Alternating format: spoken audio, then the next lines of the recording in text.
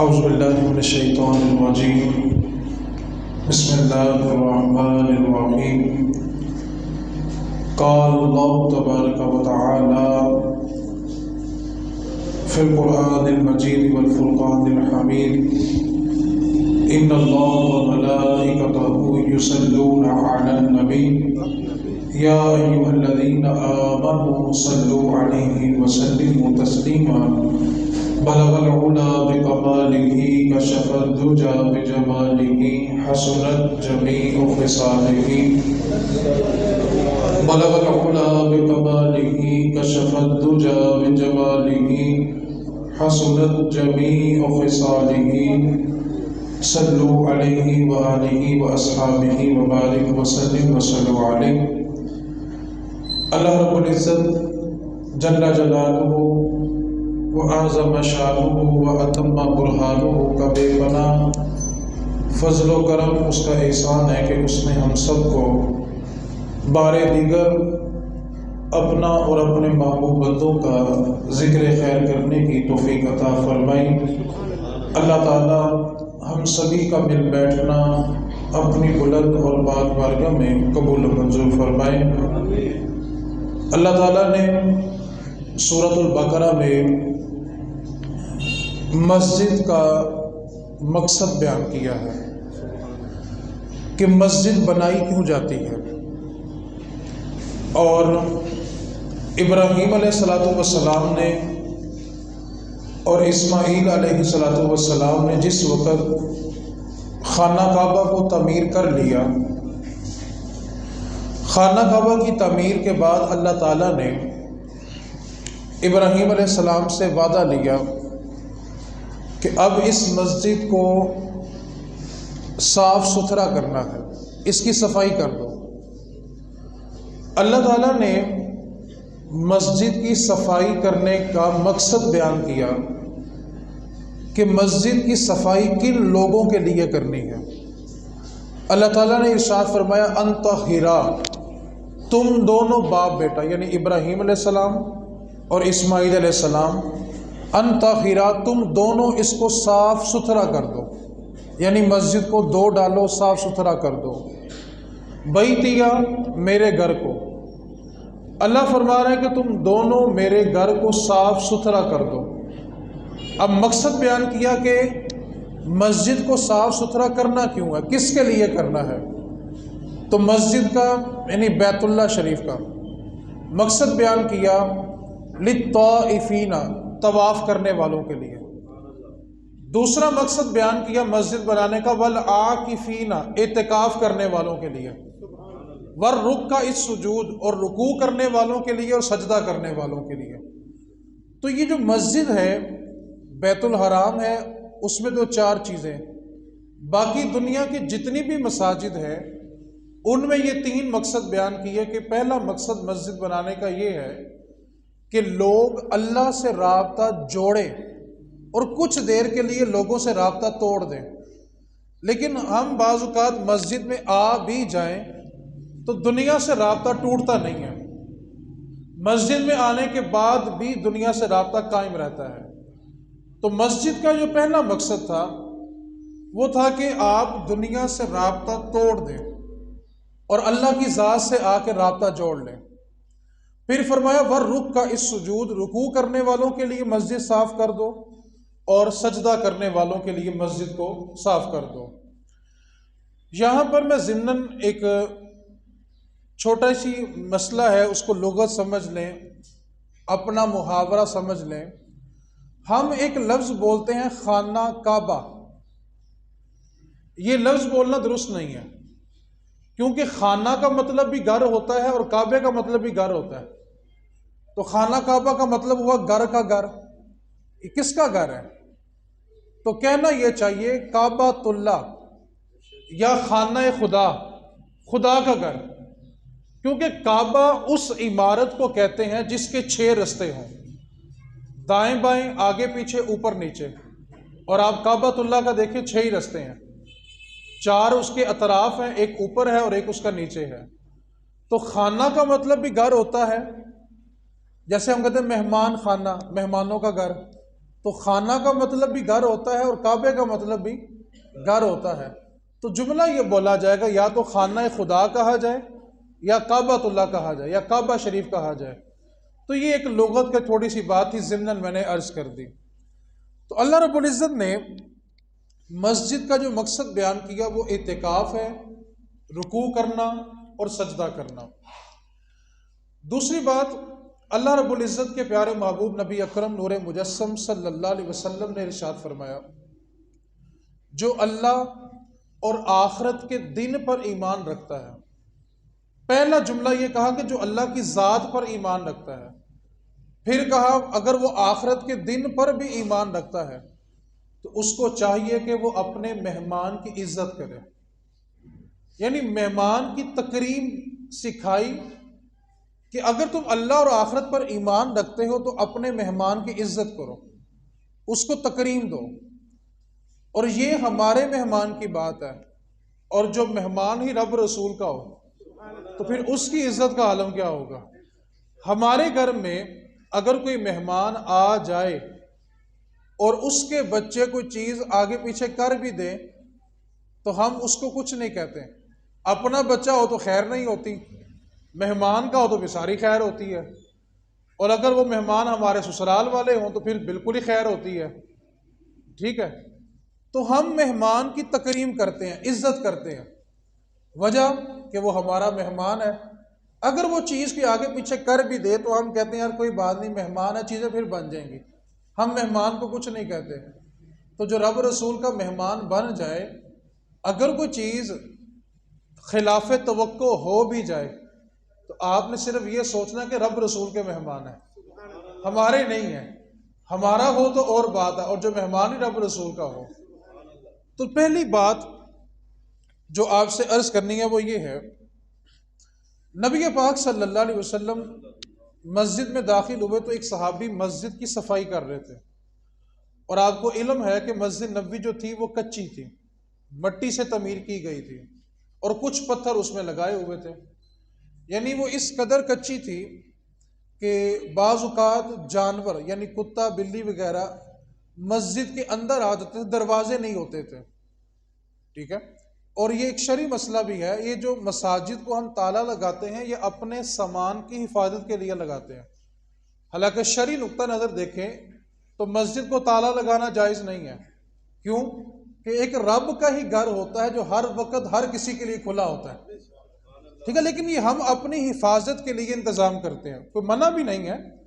اب مسجد نبوی شریف میں مٹی تھی اور پتھر تھے، اور بعض اوقات اگر جانور اس میں گندگی کر بھی جاتے تھے تو مٹی اس کے اوپر ڈال کے زمین کو پاک کر لیا جاتا تھا۔ اب نبی پاک صلی اللہ علیہ وسلم مسجد نبوی میں داخل ہوئے تو ایک صحابی مسجد کی صفائی کر رہے تھے، اور جو مسجد کا گرد و غبار تھا، مٹی تھی، وہ اڑ کے ان کے لباس پہ پڑی ہوئی تھی۔ تو نبی پاک صلی اللہ علیہ وسلم نے جب دیکھا کہ یہ صحابی مسجد کی صفائی کر رہا ہے اور مسجد کا جو گرد و غبار ہے وہ اڑ کر اس کے لباس پہ پڑا ہوا ہے، تو نبی پاک صلی اللہ علیہ وسلم خلاف عادت، اپنی عادت کے خلاف تھوڑا تیز چلے، تھوڑا بھاگے، اور جا کر اس صحابی کو گلے لگانے لگے تو صحابی پیچھے ہو گئے، اور صحابی نے پیچھے ہو کے اپنے لباس کو جاڑا، مٹی جاڑی۔ اب وہ صحابی حضور کو گلے ملنے کے لیے آگے بڑھے تو حضور پیچھے ہو گئے۔ عرض کی آقا آپ مجھے گلے لگانے لگے تھے تو میں پیچھے ہوا، اب میں آپ سے ملنا چاہتا ہوں تو آپ پیچھے ہو گئے ہیں۔ تو میرے محبوب نے فرمایا صحابی تجھے میں گلے لگا ہی اس لیے رہا تھا کہ تیرے کپڑوں کے اوپر مسجد کی مٹی پڑی ہوئی تھی۔ اور رسول کریم صلی اللہ علیہ وسلم نے دوسرے مقام پر ارشاد فرمایا جو شخص مسجد سے کچرا اٹھاتا ہے، یعنی کسی نے تنکا پھینک دیا، کوئی ریپر گر گیا ہے، کوئی چیز گر گئی ہے مسجد میں، نبی پاک صلی اللہ علیہ وسلم نے فرمایا کہ جو بندہ مسجد سے کچرا اٹھاتا ہے، وہ جو اس نے گرد و غبار کچرا اٹھایا ہوگا، جنت میں جو حوریں اس کے نصیب کی ہوں گی، اللہ مسجد کی مٹی کو حوروں کا زیور بنا دے گا۔ اور آپ کو یہ میں ایک ضمناً بات عرض کر دیتا ہوں کہ جنتی حوریں حسین و جمیل، اس پر ایک الگ موضوع ہے، بڑی تفصیل ہے۔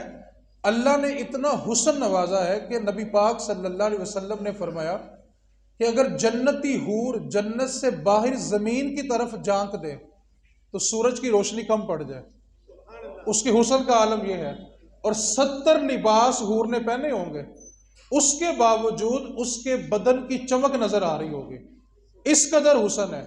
لیکن آپ جانتے ہیں ان جنتی حوروں کو زیور کون سا پہنایا جائے گا؟ فرمایا جو دنیا میں مساجد ہے نا، جب ان کی مٹی کو جمع کیا جائے گا تو اس مٹی سے جنتی حوروں کا زیور بنایا جائے گا، تو ان کی خوبصورتی اس سے اور بڑھ جائے گی۔ تو مساجد کو پاک صاف ستھرا رکھنے کا حکم ہے، کس کے لیے؟ للطائفین، طواف کرنے والوں کے لیے، والعاکفین، اعتکاف کرنے والوں کے لیے، والرکع السجود، رکوع کرنے والوں کے لیے اور سجدہ کرنے والوں کے لیے۔ تو مساجد جو ہے وہ اللہ کا گھر ہے۔ دوسری بات، ہم مسجد میں حاضر ہوتے ہیں نماز کے لیے، آپ کسی بھی ادنا سا، یعنی جو پھل فروش ہے، ریڑی فروش ہے، جو زیادہ علم نہیں رکھتا، گدھا گاڑی چلاتا ہے، آپ اس سے بھی سوال کر کے پوچھ لیں کہ بھائی ہم نماز کیوں پڑھتے ہیں، تو اس کا ایک ہی جواب ہوگا کہ ہم اپنا رب راضی کرنا چاہتے ہیں، اللہ کو راضی کرنے کے لیے پڑھتے ہیں، اللہ نے ہمارے ذمہ فرض کر دیا تو ہم اس فرض کی ادائیگی کے لیے نماز پڑھتے ہیں، رب رسول کو راضی کرنے کے لیے پڑھتے ہیں۔ لیکن اگر ہم نماز پڑھنے کے بعد کوئی ایسا کام کر لیں جس سے ہماری نماز ضائع ہو جائے، تو آپ مجھے بتائیں، ایک بندے کو 30-40 سال کے بعد علم ہو کہ میں نے جو نمازیں پڑھی تھی وہ ضائع ہو گئی، تو آپ مجھے بتائیں اس کی زندگی کا کل اثاثہ نہیں لٹ گیا؟ اس کی تو زندگی ختم ہو گئی کہ جو اس نے اپنی آخرت کے لیے جمع کیا تھا آج اس کے پلے کچھ نہیں ہے۔ اب یہ ہماری نیکیاں ضائع کیسے ہوتی ہیں؟ نبی پاک صلی اللہ علیہ وسلم نے ارشاد فرمایا، مساجد کے اندر دنیاوی گفتگو کرنا نیکیاں اس طرح کھا جاتا ہے جس طرح آگ لکڑی کو کھا جاتی ہے۔ آپ لکڑی کو آگ لگا دیں تو دیکھتے ہی دیکھتے وہ کوڑے کا ڈھیر بن جائے گا، راکھ بن جائے گی۔ تو فرمایا کہ مساجد کے اندر آ کے دنیاوی گفتگو کرنا، اب اس بات کو اگر آپ بطور تعلیم لیں، بطور تربیت لیں تو سمجھنا آسان ہو جائے گی۔ ہم نماز پڑھ لیتے ہیں، رب رسول کو راضی کرنے کی کوشش کر لیتے ہیں، لیکن نماز پڑھنے کے بعد مساجد میں بیٹھ کر ہی سیاستدانوں کے بارے میں ہم عجیب و غریب قصے بھی سنانا شروع کر دیتے ہیں، پھر اپنے دنیاوی حالات بھی سنانا شروع کر دیتے ہیں، باتیں کرتے کرتے ہم بعض اوقات غیبت پہ اتر جاتے ہیں، دوسروں کی چغلی پہ اتر جاتے ہیں۔ اچھا اب نتیجہ کیا نکلا؟ جو نیکی جمع کی تھی، جمع کرتے اس کو ضائع بھی کر لیا۔ آپ اگر سیاست پہ تبصرہ کرتے ہیں تو آپ کو صرف میں ایک حدیث پاک سناتا ہوں، اس کے بعد آپ کا جی چاہے تو آپ بلا جھجک جتنا مرضی تبصرہ کریں۔ رسول کریم صلی اللہ علیہ وسلم نے فرمایا، اعمالکم اموالکم، تمہارے نامہ اعمال ہی تمہارے حکمران ہیں۔ اچھا اب اگر میں گناہ گار ہوں، میں ملاوٹ بھی کروں، بجلی چوری بھی کروں، زمینوں پہ قبضہ بھی کروں، اور پھر میں نماز کے بعد دعا مانگوں اللہ میرا حکمران عمر جیسا ہو، تو میرے بھائی ایسا نہیں ہوگا۔ نبی پاک نے واضح کہا، اعمالکم اموالکم، تمہارے نامہ اعمال ہی تمہارے حکمران ہیں۔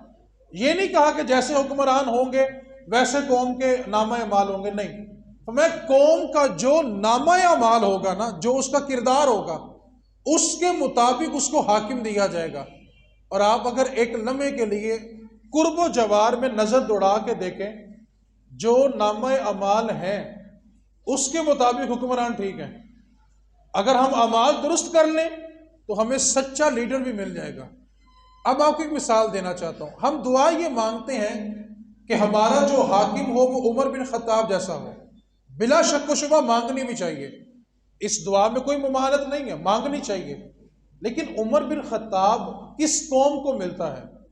آپ اس قوم کا معیار چیک کریں، جس قوم کو عمر بن خطاب ملے تھے نا، اس قوم کا معیار تو دیکھیں۔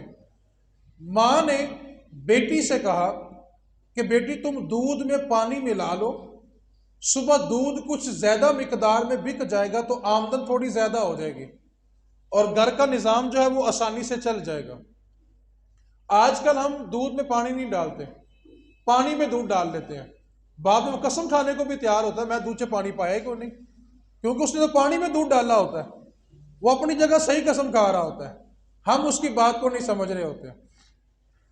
تو ماں نے بیٹی سے کہا کہ بیٹا تم دودھ میں پانی ملا لو، زیادہ بک جائے گا، آمدن زیادہ ہو جائے گی۔ تو بیٹی کہنے لگی ماں، جناب امیر المومنین عمر بن خطاب رضی اللہ تعالی عنہ نے منع کیا ہے کہ رعایا میں کوئی چیز میں ملاوٹ نہیں کرے گا۔ اب بازار تھا، کوئی سن نہیں رہا تھا، ماں اور بیٹی کی بات چل رہی ہے، تو ماں اپنی بیٹی سے کہنے لگی بیٹا اس وقت کون سا عمر دیکھ رہا ہے، اگر تم کچھ پانی ملا بھی دو، ملاوٹ کر بھی دو، تو اس وقت کون سا عمر دیکھ رہا ہے، تم پانی ملا دو۔ تو سنیں کس قوم کو عمر بن خطاب ملتے ہیں۔ بیٹی کہنے لگی اماں اگر اس وقت عمر نہیں، عمر کا رب تو دیکھ رہا ہے نا۔ تو بھائی جس قوم کا معیار یہ ہوتا ہے نا، اللہ اس قوم کو عمر بن خطاب عطا کرتا ہے۔ آج بجلی چوری، ابھی اے سی چلیں گے تو بجلی چوری پہ، اور بھائی اے سی چلا کے کمرہ تو ٹھنڈا کر رہے ہو، اپنی قبر کو گرم نہ کرو۔ چند گھنٹوں کی نیند کے لیے کمرہ تو آپ نے ٹھنڈا کر لیا، لیکن آپ چوری کا انجام جانتے ہیں، اپنے قبر کیوں خراب کر رہے ہیں؟ بجلی چوری اسی قوم میں، بہن بھائیوں کی وراثت کھا جانا اسی قوم میں، زمینوں پہ نہ حق قبضہ اسی قوم میں، چیزوں میں ملاوٹ اسی قوم میں، اور پھر یہ قوم کہے ہمارا لیڈر حکمران عمر جیسا ہو، تو ایسا نہیں ہوگا۔ ہم ایک لمحے کے لیے توجہ کریں، ہمیں چیز میں ملاوٹ کرنے کے لیے وزیر اعظم نے کہا ہے؟ بولے تو صحیح، صدر پاکستان نے، آرمی چیف نے، اچھا کوئی بہن بھائی کی وراثت کھا جائے، کسی حکمران نے آ کے کہا؟ بجلی چوری کرنے کا کسی حکمران نے کہا ہے؟ اچھا سارے کام ہم خود کر رہے ہیں اور گالیاں حکمرانوں کو دے رہے ہیں، اور یہ کام تو ہمارے ذاتی تھے، یہ کام تو ہم نے کیا، اور ہم اپنے نامہ اعمال کی گالیاں ان کو کیوں دے رہے ہیں؟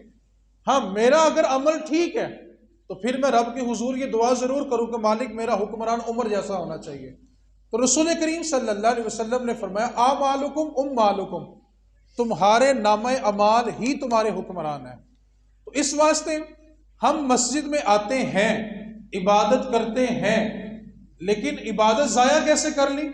مساجد میں جب ہم تبصرے کرنے بیٹھتے ہیں تو سارے محلے کی غیبت کر کے، میں نے تو آپ کو 2 جمعے پہلے ایک مثال بھی دی تھی، ہمارا نا وہ مزاج ہے، ہم سے اگر کوئی مشورہ نہ کرے تو ہم ناراض ہو جاتے ہیں اور کہتے ہیں اس نے مجھ سے پوچھا ہی نہیں ہے، مجھ سے مشورہ ہی نہیں کیا۔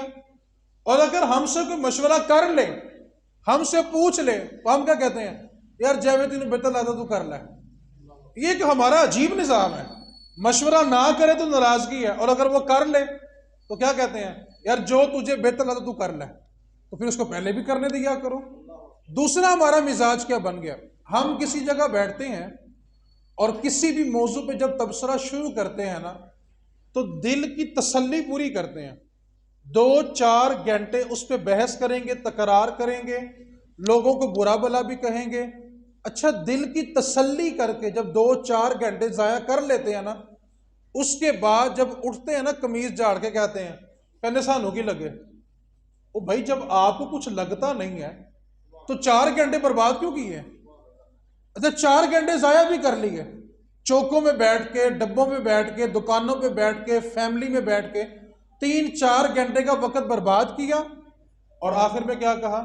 سانوں کی لگے۔ اور جب لگتا ہی کچھ نہیں ہے تو وقت برباد کیوں کر رہے ہو؟ تو اس لیے مسجد کا مقصد یہ ہے کہ آپ نامہ اعمال میں نیکیاں جمع کریں، ان کو ضائع مت کریں۔ ہم نماز پڑھتے ہیں، اللہ کے حضور سجدہ کرتے ہیں، لیکن جو نماز کے بعد یا پہلے تبصرے ہوتے ہیں نا، وہ ہمارے نامہ اعمال کو ضائع کر رہے ہیں۔ اس لیے اپنے اعمال کو سنبھال کر رکھیں، پہلے ہی تھوڑے سے اعمال ہیں ہمارے پاس، اور اگر ہم نے وہ بھی ضائع کر دیے تو رب کے حضور کس منہ سے حاضر ہوں گے؟ تو پہلا کام آپ نے یہ کرنا ہے کہ آپ نے نیکیوں کو ضائع نہیں کرنا۔ دوسری بات، اعتکاف جو ہے وہ 2 طرح کا ہوتا ہے۔ پہلا اعتکاف یہ ہے کہ آپ نے ایک حجرہ بنایا، اپنا پردہ لگایا، اپنے چہرے کو چھپایا اور آپ تنہائی میں بیٹھ گئے ہیں۔ دوسرا اعتکاف وہ ہے کہ آپ نے اس جگہ پر اعتکاف کیا جہاں پہ آپ کو دین سیکھنے کا موقع ملا، لوگ مل جل کے بیٹھ گئے اور انہوں نے دین سیکھ لیا۔ ایک وہ شخص ہے جو پورا کامل شخص ہے، اس کو دین کے مسائل بھی آتے ہیں، عقائد بھی آتے ہیں، معاملات بھی آتے ہیں، قرآن بھی آتا ہے، حدیث بھی آتی ہے، اس نے سب کچھ سیکھ لیا ہوا ہے۔ وہ بندہ اگر تنہائی میں بیٹھنا چاہے تو اس کے لیے افضل یہی ہے کہ وہ تنہائی میں بیٹھے اور اپنے رب کے حضور پیش ہو جائے۔ لیکن عوام الناس کی سطح پہ آ کے دیکھیں تو نماز کے 7 فرض جو ہے نا وہ بھی نہیں یاد، اور اگر میں یہ پوچھ لوں نا کہ نماز میں کتنی چیزیں فرض ہیں اور کتنی شرط ہیں، تو اللہ ماشاء اللہ میری بات کو بطور تربیت سمجھیں، طنز نہ سمجھیں، تو 50 سال کے نمازی بھی سمجھ جائیں گے کہ ہم 50 سال سے کیا پڑھ رہے ہیں۔ آپ مجھے بتائیں کہ اگر ایک بندے نے 50 سال کی نمازیں رب کے حضور پیش کی اور 50 سال کی نمازوں میں ایسی غلطیاں تھیں جن سے نماز ہوتی نہیں تھی، تو آپ مجھے بتائیں اگر اس کی نمازیں اس کے منہ پہ دے ماری جائیں تو بتائیں ساری زندگی کا نقصان اٹھایا کہ نہیں اٹھایا؟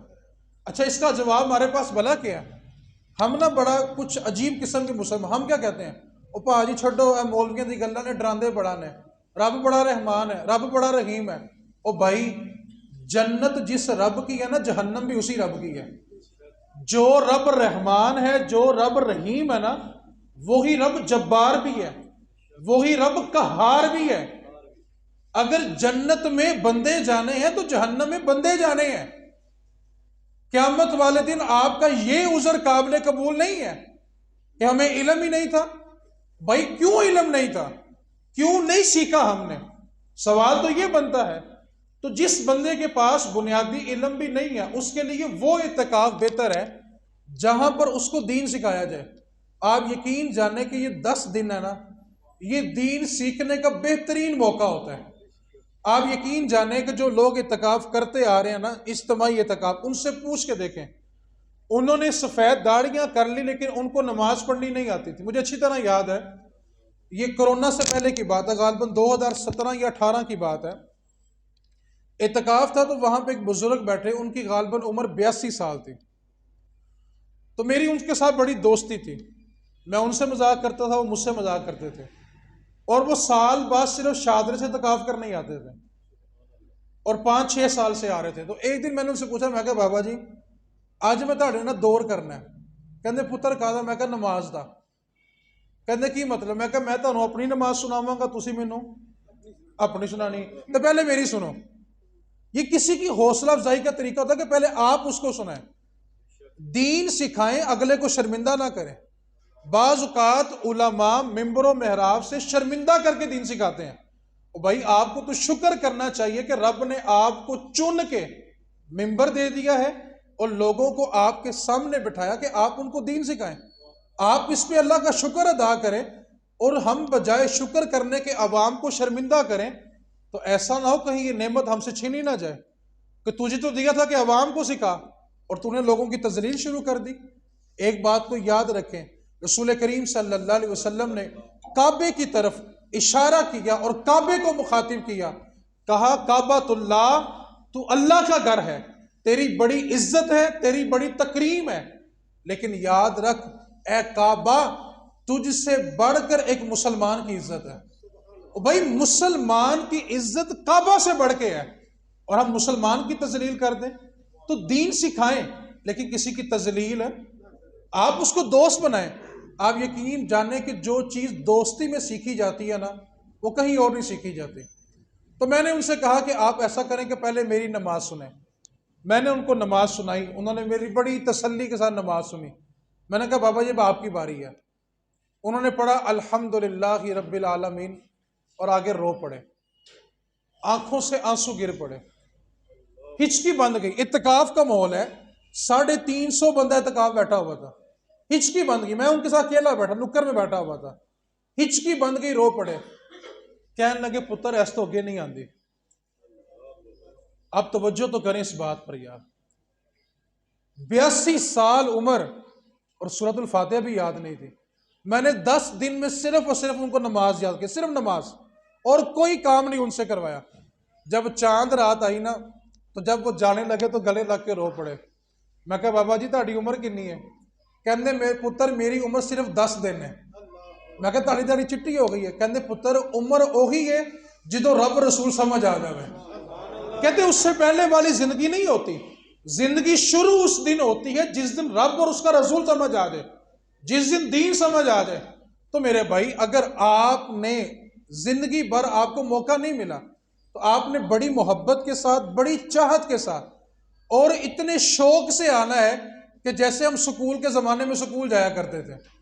اب میں جانتا ہوں پھٹا بھی لگتا ہوگا لیکن کبھی کبھی شوق پیدا ہو ہی جاتا ہے نا. تو آپ نے بڑے شوق سے آنا ہے، بڑے پیار سے آنا ہے، ٹھیک ہے، تاکہ اجتماعی اعتکاف سے آپ یہ فائدہ حاصل کریں. انشاءاللہ اجتماعی اعتکاف میں نماز بھی سکھائی جائے گی، نماز جنازہ. میں ایک بات یہاں پہ رک کر یہ کہنا چاہتا ہوں، مرنے والے کے ساتھ دنیا میں سب سے بڑا دھوکہ یہ ہوتا ہے کہ کوئی اس کے جنازے میں خاموش کھڑا رہے. اس سے بڑا دھوکہ مرنے والے کے ساتھ اور کوئی نہیں ہو سکتا. یعنی جس وقت اس کو آپ کی دعاؤں کی ضرورت ہے، آپ کے پلے کچھ نہیں ہے. اور تصور باندھیں اگر سامنے میت، اللہ آپ سب کے والدین کو لمبی حیاتی عطا فرمائے، ایمان عطا، جن کے چلے گئے اللہ ان کی بخشش فرمائے. آپ تصور کریں اگر سامنے ماں باپ کی میت پڑی ہو اور ماں باپ نے بڑے نازوں سے، بڑے لاڈوں سے اولاد کو پالا ہو، اور جب ماں اور باپ کو دعا کی حاجت ہو اور اس کے اولاد کے پلے کچھ نہ ہو، بتاؤ اس سے بڑا دھوکہ ماں باپ کے ساتھ اور کی ہو سکتا ہے؟ تو پہلی بات نماز، نمبر 2 نماز جنازہ. تیسرا کام انشاءاللہ پریکٹیکلی، یعنی ایک بندے کو ہم یہاں پہ لٹا کے پریکٹیکلی بتائیں گے کہ مردے کو غسل کیسے دیتے ہیں. ٹھیک ہے، جو احباب سیکھنا چاہیں ان کو بھی دعوت ہے. یہ کلاس روزانہ ظہر کے بعد ہوا کرے گی اور صرف آدھے سے پونے گھنٹے کی. جو لوگ اعتکاف نہیں بھی بیٹھیں گے ان سے گزارش ہے کلاس میں ضرور بیٹھیں. نماز پڑھنے تو آنا ہی آنا ہے، تو نماز پڑھ کے آدھا گھنٹہ بیٹھ جائے. ہم بھلا کیا سوچ رہے ہوتے ہیں یار دکان تے گاہک آیا تو چلا جائے گا. اور بھائی ایک بات کو یاد رکھیں، اللہ تعالیٰ کے رستے میں جو چل پڑتا ہے نا، تاریخ بغداد میں حدیث پاک لکھی ہوئی ہے، میرے نبی پاک صلی اللہ علیہ وسلم نے فرمایا جو بندہ دین سیکھنے کے لیے زندگی لگا دیتا ہے اللہ اس کے لیے رزق کی ذمہ داری خود اٹھا لیتا ہے. اللہ تعالیٰ اس کے رزق کا بندوبست فرماتا ہے. اور آپ یقین جانیں بعض اوقات ایسے حالات بھی آتے ہیں دینداروں پہ اور امداد ایسے ہوتی ہے ہمارا تصور بھی نہیں ہوتا، ایسا کرم ہوتا ہے. ٹھیک ہے، تو ایک بات کو اور یاد رکھیں، باپ کے جانے کے بعد باپ نے تو آپ کو کروڑوں روپیہ دے دیا، آپ کی زندگی بنا دی. ہم نے باپ کو کیا دیا؟ ہم باپ کو بھلا کیا دیتے ہیں؟ 1000 روپیہ اجرت دے کے نا باپ کو غسل دلواتے ہیں. ہم تو سگے باپ کو نہلا بھی نہیں سکتے. تو آپ نے اس بار یہ کام سیکھنا ہے. انشاءاللہ سیکھیں گے نا؟ پھر پکی بات ہے یہ انشاءاللہ بڑی کم ہوگی. یہ شیطان بڑا خوش ہو رہا ہے، وہ کم از کم انشاءاللہ کہہ کے شیطان دی ماں دے مارو نہ پہلے یار. ارادہ کریں، ہمارا دین تو اتنا خوبصورت دین ہے. پہلی امتوں کے اندر آپ دین مصطفیٰ کی برکت، دین مصطفیٰ اور امت مصطفیٰ کون ہے؟ ہم لوگ ہیں نا. اپنی شان سنیں، اپنی شان، آپ کی شان، جتنے لوگ بیٹھے ہیں آپ کی شان کیا ہے؟ پرانی امتوں میں نیکی کرتے تھے تو ثواب لکھا جاتا تھا. امت مصطفیٰ کی شان کیا ہے؟ یہ صرف ارادہ کرتی ہے اور رب اس کے نامہ اعمال میں نیکی کا ثواب لکھ دیتا ہے. اور جب نیکی کر لیتا ہے تو ثواب ڈبل کر کے لکھا جاتا ہے. آپ ارادہ تو کریں نا، باقی جو اللہ چاہے گا وہی ہوگا. ٹھیک ہے، تو اجتماعی اعتکاف سے آپ نے دین کو سیکھنا ہے. ٹھیک ہے، تو آپ نے سب سے پہلا کام کیا کرنا ہے کہ ظہر کی نماز پڑھ کے آدھے گھنٹے کی کلاس ہوا کرے گی، تو آپ نے اس میں بیٹھنا کرنا ہے. ٹھیک ہے، آپ کو نماز جنازہ، وضو، غسل. مجھے اچھی طرح یاد ہے یہ واگا بارڈر کے قریب ایک مسجد تھی، یہ ڈیال گاؤں ہے، اس سے آگے ایک مسجد تھی کسی دیہات کے اندر. غالباً 2015 یا 16 کی بات ہے. انہوں نے 2 درس قرآن مجھ سے کروائے رمضان کے مہینے میں. ایک زکوٰۃ کا موضوع دیا اور ایک پاکی ناپاکی کا موضوع دیا. جس دن غسل کا موضوع تھا، جتنے لوگ آپ بیٹھے غالباً اتنے ہی لوگ وہاں پر تھے، تو غالباً 1.5 سے 2 گھنٹے کی نشست ہوئی. تو جب میں فارغ ہوا تو ایک بزرگ بالکل سفید داڑھی، بالکل کمزور سے، وہ گلے لگے تو ہچکی لے کے رونے لگے. تو میں نے ان کو تسلی دی، دلاسا دیا۔ جب وہ خاموش ہوئے تو میں نے کہا بابا جی آج کے موضوع میں تو کوئی رونے والی، کوئی اللہ سے ڈرنے والی بات نہیں تھی، غسل کا طریقہ تھا اور پاک ہونے کا طریقہ تھا، بندہ ناپاک کیسے ہوتا ہے، انہی بھی بات ہوئی ہے، تو آپ کے رونے کا سبب کیا ہے؟ کہنے لگے پتر 74 سال میری عمر ہو گئی ہے تے قسم للہ رب دی گھر مسیتے کھڑا وا، اج پاک ہونا آیا ہے۔ میں رونا اس واسطے پیا کہ 74 سال بچپنا تو کٹ دینا، باقی میں ساری زندگی رب دی دھرتی تے ناپاک ہی پھردا رہا ہوں۔ آپ ناپاکی کی حالت میں چلنے کی بات پر توجہ کریں۔ یہ جس جگہ پہ آپ بیٹھے نا، یہ مسجد ہے، آپ کا جہاں جی چاہتے ہیں آپ سجدہ کر لیتے ہیں۔ آپ اگر باہر سب بچھانا چاہیں تو آپ باہر سب بچھا کے بھی سجدہ کر سکتے ہیں، زمین پاک ہے۔ نبی پاک صلی اللہ علیہ وسلم کی آمد سے پہلے جتنی بھی امتیں آئی ہیں سب کے لیے ایک عبادت خانہ خاص ہوتا تھا۔ جیسے یہ 4 دیواری ہے نا، ایک عبادت خانہ، اس کے اندر آ کر عبادت کرو تو عبادت قابل قبول ہے۔ مسجد سے باہر جاؤ اس عبادت خانے سے تو عبادت قابل قبول نہیں تھی، کیونکہ زمین پاک نہیں تھی۔ صرف ایک عبادت خانہ اور اس کے اندر آ کر عبادت کرنی پڑتی تھی۔ رسول کریم صلی اللہ علیہ وسلم نے ارشاد فرمایا، اللہ تعالیٰ نے مجھے 5 چیزیں ایسی دی ہیں جو مجھ سے پہلے اور کسی نبی کو نہیں ملی۔ ان 5 چیزوں میں ایک چیز یہ ہے، جیسے ہی میرے قدم زمین پہ لگے اللہ نے میری خاطر ساری زمین کو پاک کر دیا ہے۔ اب قیامت تک آنے والے مسلمان جہاں جی چاہے وہ سجدہ کرے، رب ان کے سجدے کو قبول فرمائے گا۔ تو یہ زمین ہمارے لیے پاک ہوئی۔ یار آپ تصور کریں اگر اسی پہ ہم ناپاکی کی حالت میں چلتے رہے، زمین تو اللہ کی بارگاہ میں قیامت والے دن کہے گی نا، مالک جس امت کے لیے تو نے مجھے پاک کیا تھا یہی امت مجھ پہ ناپاکی کی حالت میں چلتی رہی۔ زمین گواہی دے گی، جس زمین پہ گناہ کیا ہوگا وہ بھی گواہی دے گی، جس زمین پہ نیکی کی ہوگی وہ بھی گواہی دے گی۔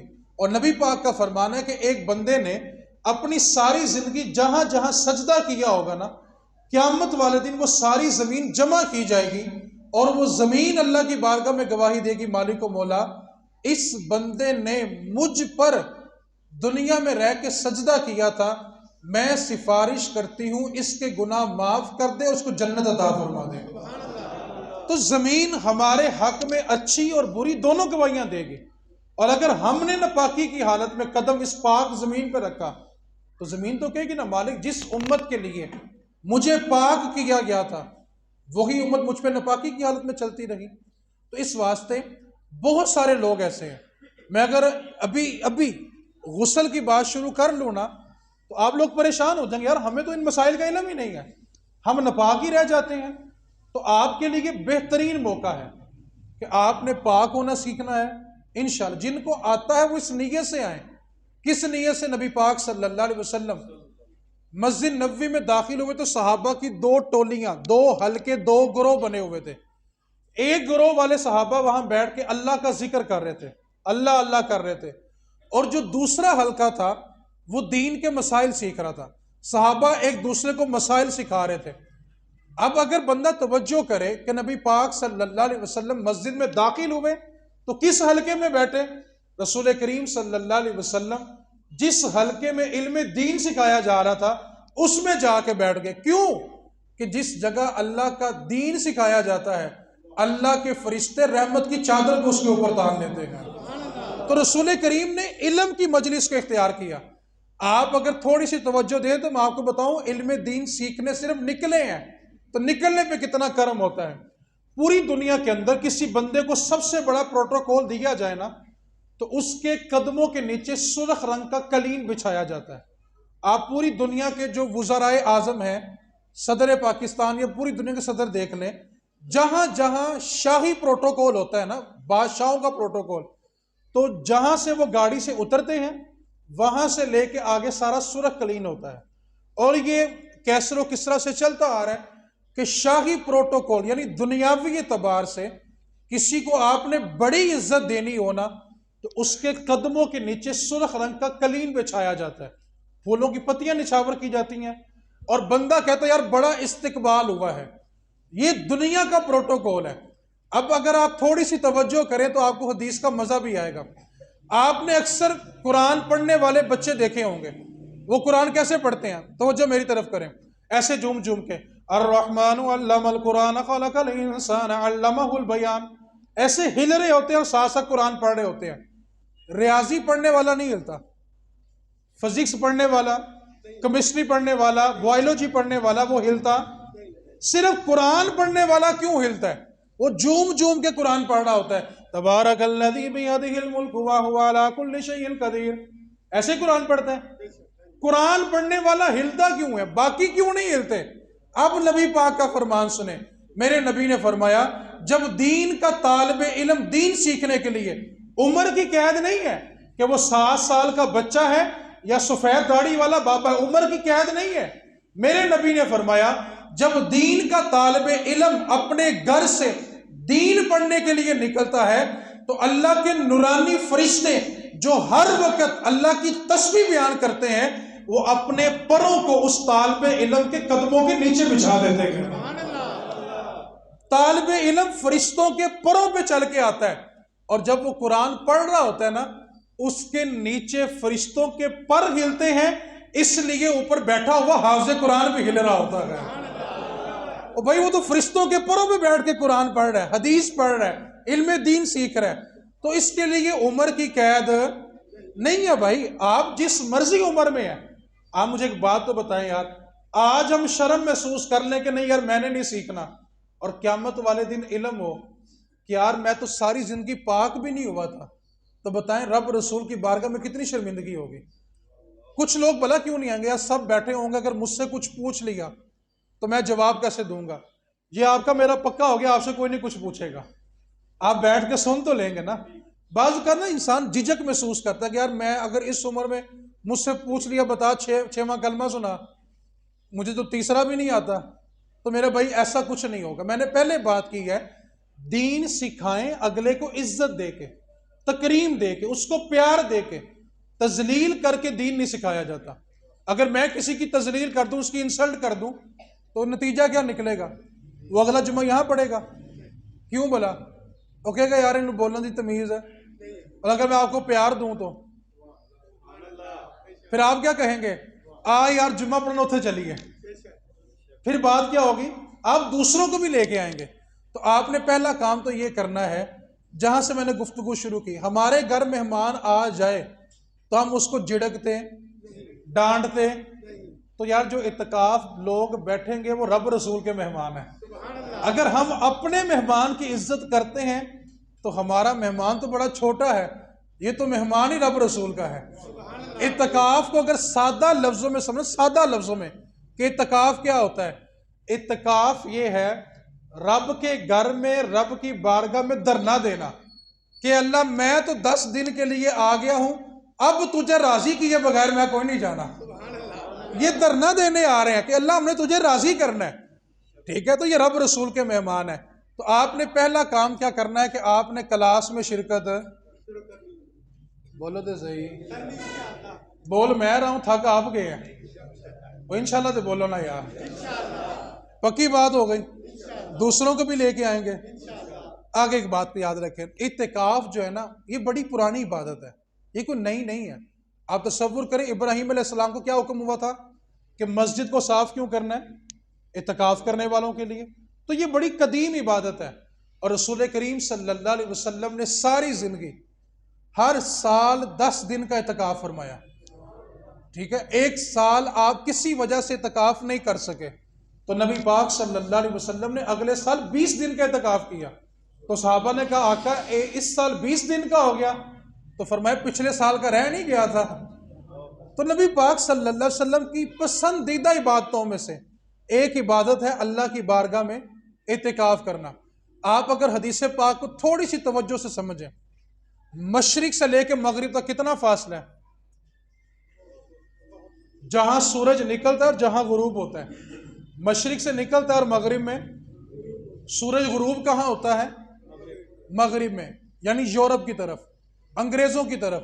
علامہ اقبال نے سورج کو غروب ہوتے ہوئے دیکھ کر ایک شعر بھی کہا تھا، ضمناً یاد آ گیا۔ علامہ اقبال نے کہا تھا ہر روز ڈوبتا ہوا سورج ہمیں یہ پیغام دیتا ہے، ہر روز ڈوبتا ہوا سورج ہمیں پیغام دیتا ہے، مغرب کی طرف جاؤ گے تو ڈوب جاؤ گے، مغرب کی طرف جاؤ گے تو ڈوب جاؤ گے، کیونکہ سورج بھی مغرب میں جا کے ڈوب جاتا ہے۔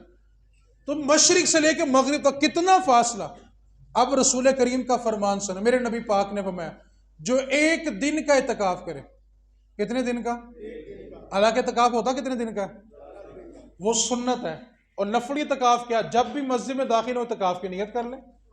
اب ایک دن اور ایک رات کا اعتکاف کرے تو نبی پاک کا فرمان سنیں، میرے نبی نے فرمایا اللہ اس بندے اور جہنم کے درمیان 3 خندقوں کا فاصلہ کر دیتا ہے، اور ایک خندق کتنی ہے؟ فرمایا جتنا مشرق سے لے کے مغرب تک کا فاصلہ ہے، وہ جہنم سے اتنا دور ہو جاتا ہے۔ اور میرے رسول کریم صلی اللہ علیہ وسلم نے فرمایا جس نے 10 روز کا اعتکاف کیا اللہ اس کو 2 مقبول حج اور 2 عمروں کا ثواب عطا فرماتا ہے۔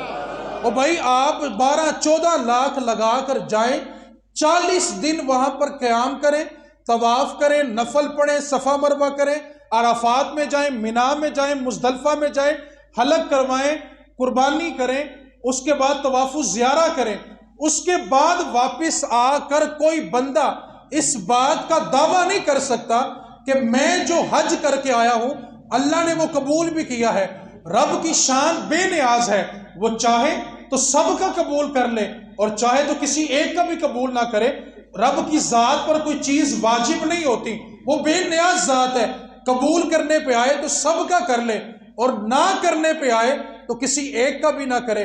یار سب کچھ کرنے کے باوجود بندہ اس بات کا دعوے دار نہیں ہے کہ اس کا حج قبول ہوا ہے، لیکن یہاں تصدیق مصطفیٰ کی ہے کہ تم اعتکاف کرو رب تمہیں 2 مقبول حج کا ثواب عطا فرمائے گا، جو قبول ہی قبول ہے، اور اس میں شک ہی نہیں۔ کیوں کہ مصطفیٰ کی تو زبان ہی وہ ہے وما ينطق عن الهوى ان هو الا وحی یوحی۔ اللہ فرما رہا ہے میرا محبوب رب کی مرضی کے بغیر تو اپنی زبان بھی نہیں کھولتا۔ میرا محبوب جب بھی کلام کرتا ہے تو وہ رب کی مرضی سے کرتا ہے۔ تو اس واسطے اعتکاف کرنے والے کس کے مہمان ہیں؟ پھر بولو تو عزت کی نیکیں کرنی ہے، پکی بات ہو گئی۔ دوسری بات، ہم نے کلاس میں شرکت، آخری بات، طاق راتیں اعتکاف کرنے والے کو جو بہت بڑے بڑے انعامات ملتے ہیں نا، میرے نزدیک سب سے بڑا انعام بلا کیا ہے؟ جو بندہ 10 دن مسجد میں بیٹھ گیا وہ ہر رات کیا کرتا ہے؟ عبادت کرتا ہے۔ اب 5 طاق راتوں میں ایک لیلۃ القدر ہے، 5 راتوں میں ایک، اور اس کو تلاش کرنے کا حکم ہے۔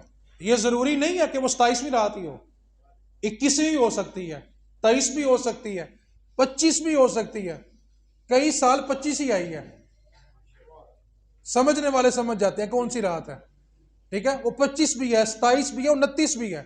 5 راتوں میں ایک لیلۃ القدر ہے۔ لیلۃ القدر کیا ہے؟ لیلۃ القدر خیر من 1000 شہر، کہ لیلۃ القدر کی رات کی عبادت 1000 مہینوں سے افضل ہے۔ اب مجھے بتائیں جس بندے نے اعتکاف کیا ہو 5 کی 5 راتیں عبادت کی ہیں، اس کو بتاؤ لیلۃ القدر ملی کہ نہیں ملی؟ اس کو سب سے بڑا انعام یہ ہوتا ہے کہ وہ لیلۃ القدر مس نہیں کرتا، اس کے نصیب میں ہو جاتی ہے۔ نمبر 2، 10 دن کے لیے وہ گناہ چھوڑ دیتا ہے، نہ کسی سے ملے گا، نہ دھوکہ کرے گا، نہ جھوٹ بولے گا، نہ غیبت کرے گا، نہ موبائل پہ گناہ کرے گا، گناہ چھوٹ گئے۔ تیسرا کرم، 5 نمازیں تکبیر اولیٰ کے ساتھ ملتی ہیں، یعنی وہ 50 نمازیں باجماعت پڑھتا ہے۔ اثر کیا ہوتا ہے؟ جانے کے بعد بھی نمازی رہتا ہے۔ تو آپ اگر اعتکاف نہ بھی کر سکے، میں آپ کو اعتکاف کے لیے پابند نہیں کر رہا، لیکن ایک چیز کے لیے پابند کر رہا ہوں کہ آپ نے طاق راتوں میں لازمی آنا ہے۔ آئیں گے کہ نہیں آئیں گے؟ کتنے بجے تسبیح نماز ہے؟ پچھلے تو بولو 12 بجے۔ کتنے بجے تسبیح نماز ہوگی؟ ہر طاق رات میں 12 بجے نماز ہوگی، اس کے بعد محفل نعت بھی ہوگی، بیان بھی ہوگا۔ انشاءاللہ آپ 10 دن کے بیان میں بیٹھیں، تربیت بھی ہوگی، عقیدہ بھی ملے گا، روحانیت بھی ملے گی۔ जनरल स्टोर, हर सौदा एक ही दुकान से, ठीक है। तो आपने मिस नहीं करना। आप मुझे बताएं, अगर आप राशन लेने जाएं तो एक दुकान पे जाते हैं कि अलग अलग जाते हैं? आप कहते हैं किसी ऐसी जगह जाओ जहां से सारी चीजें, तो आपने आना इंशाल्लाह सारी मिल जाएंगी, तरबियत भी, अकीदा भी, रूहानियत भी, ठीक है। मैं आपको एक दावत देता हूं, 2 रातें मेरी मर्जी की, उसके बाद आपकी मर्जी। पहली 2 ताक रातें मेरे कहने पे आ जाएं, उसके बाद जी चाहे तो आना वरना ना आना, ठीक है। बाकी ताक रातें आप पे छोड़ दी, तो आप आएंगे ना इंशाल्लाह? पक्की बात है। अगली मजेदार गल सुनावा है, रोटी भी मुसीबतों लभेगी यार। आपके लिए बेहतरीन सैरी का इंतजाम है। और कुछ लोगों के ज़हन में ये आता है कि पता नहीं पैसे लेके तकाब बैठा रहे हैं। सबके लिए खाना फ्री है, जो इतकाब बैठेगा उसके लिए भी, और जो सिर्फ ताक रात में इबादत करने आया उसकी भी सैरी फ्री है। किसी से एक रत्ती भी नहीं ली जा रही। हाँ, कोई बंदा अपनी खुशी से आके कह रहा है यार ये खजूरें हैं, ये रख लें, ये तकाब वालों को खिला दें, उसकी मर्जी है। हमारी तरफ से कोई पाबंदी 1 रुपए की भी नहीं है, ठीक है। आप किसी को खजूर, एक खजूर देकर रोजा खुलवाना चाह रहे हैं, आपकी मर्जी है। रब का मेहमान है ना, आप एक खजूर उसको दे दें और कहें यार खजूर खा के रोजा खोल तो मेरे वास्ते भी दुआ करें, ठीक है, वो आपकी मर्जी है। लेकिन यहाँ पे तकाब बिल्कुल, बोलो तो सही, रोटी भी VIP लोहरियों वाली खुराक है, परेशान नहीं होना, ठीक है। तो आप ताक रातों में आएंगे इंशाल्लाह? मैं आपका इंतजार करूंगी, खुद ही आ जाएंगे। कितने में तस्बीह नमाज हुआ करेगी? 12 बजे होगी, सहरी खा के आपको छुट्टी हुआ करेगी। 2 ताक रातें मेरे कहने पे गुजारें, बाकियों में आपकी मर्जी है। तो आप सब आएंगे ना इंशाल्लाह? ठीक है। जोहर के बाद मसाइल सिखाए जाएंगे और ताक रातों में 12 बजे तस्बीह नमाज होगी।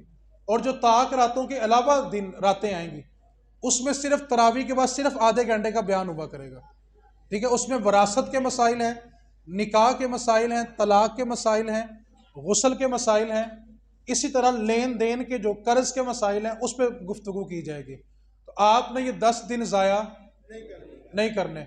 तो जो इतकाब बैठ रहे हैं वो इंतज़ामिया से रब्ता कर लें ताकि हम उनका इंतज़ाम कर लें। तो इतकाब वाले साथी तैयार हैं? फिर बोले तो सही। मज़े की बात यह है कि जितना हमने सोचा था उतने बंदे परसों के पूरे हो गए हुए हैं। हमने बुकिंग बंद की हुई है, लेकिन महल्लेदारों से मेरी रिक्वेस्ट है, अगर कोई महल्लेदार आ जाए तो उसके लिए बुकिंग और बढ़ जाएगी। तो आपने कोशिश करनी है 10 दिन रब को मना लो यार। पता नहीं जिंदगी में दोबारा वफा करनी है कि नहीं करनी, ठीक है। बहुत सारे लोग सोते हैं लेकिन आंख कब्र में खुलती है, तौबा की तौफीक नहीं मिलती। इसलिए इन दिनों को, रातों को ज़ाया, जो इतकाफ नहीं भी बैठेंगे तो वो आएंगे ना इंशाल्लाह? पक्की बात हो गई, वादा हो गया कि नहीं हो गया? चलें, अल्लाह ताला आपके सदके मुझे भी अमल की तौफीक अता फरमाए। वमा अलैना इल्लल बलाग।